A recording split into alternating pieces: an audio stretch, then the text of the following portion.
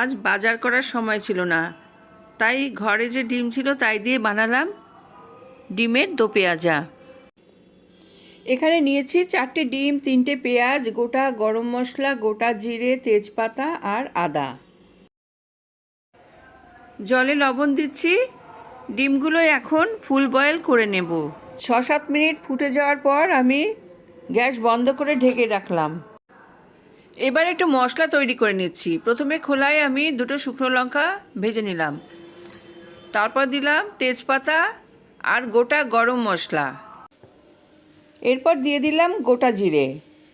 হালকা আমি ভেজে নিচ্ছি সব মশলা যতক্ষণ না গন্ধ বেরোয়। ভাজা হয়ে গেছে, এবার আমি মিক্সিতে সব গুঁড়ো করে নেব একসাথে। এবার ভাজা মশলা মিক্সিতে আমি গুঁড়ো করে নিচ্ছি।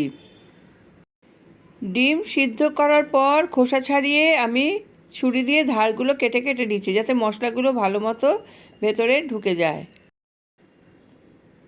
এবার ডিমের মধ্যে আমি খানিকটা লবণ আর হলুদের গুঁড়ো আর লঙ্কার গুঁড়ো আমি ছড়িয়ে ভালো করে মেখে নিচ্ছি। ডিমের মধ্যে মশলা আমি ভালো করে মাখিয়ে নিয়েছি। এবার তেলে ফ্রাই করব। তেল গরম করে নিয়েছি। এবার ডিমগুলো আমি হালকা লাল করে ভেজে তুলব। ডিম ভাজা হয়ে গেছে, এবার আমি তুলে নিচ্ছি। এবার কড়াইয়ে আমি একটুখানি মাখন দিয়ে দিলাম।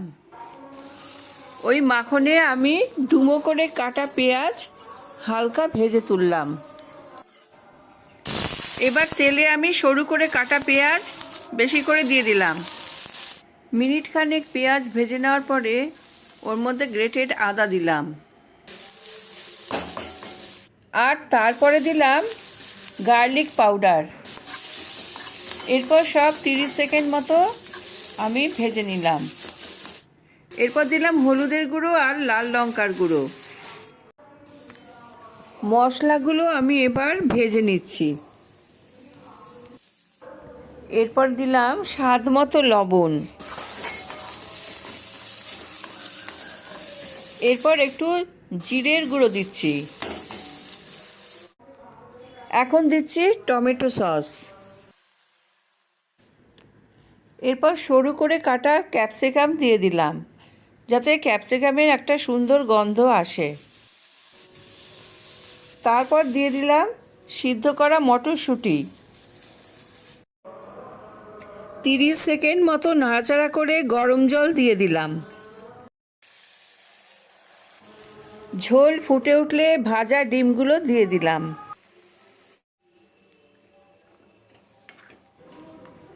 এবার ঝোলটা আমি খানিকক্ষণ ফুটিয়ে নেব। তারপরে দিয়ে দিলাম কর্নফ্লাওয়ার গোলা জল। ঝোল বেশ ঘন হয়ে এসেছে। এরপর দিয়ে দিচ্ছি ভাজা মশলার গুঁড়ো। রান্নাটা আমার হয়ে এসেছে। এবার ওই ভেজে রাখা পেঁয়াজ আমি উপরে ছড়িয়ে দিলাম। রান্না আমার হয়ে গেছে। শেষে আমি একটু বাটার মিশিয়ে দিলাম।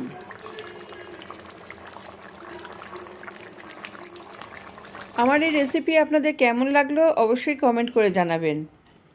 আর এখনও যারা আমার চ্যানেল সাবস্ক্রাইব করেননি তারা চ্যানেলকে সাবস্ক্রাইব করুন, লাইক করুন, শেয়ার করুন।